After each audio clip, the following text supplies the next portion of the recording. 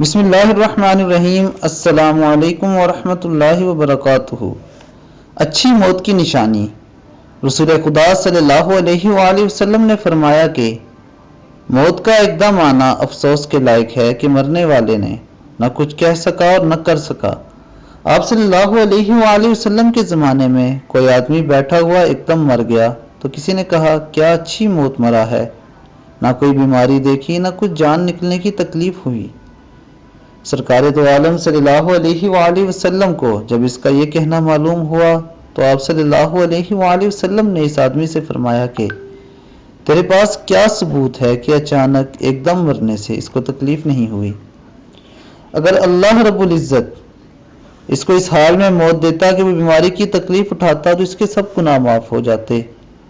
دوستو، اللہ رب العزت سے دعا ہے کہ اللہ تعالی ہمیں دنیا میں ہی اپنی آخرت کی تیاری کرنے کی توفیق عطا فرمائے۔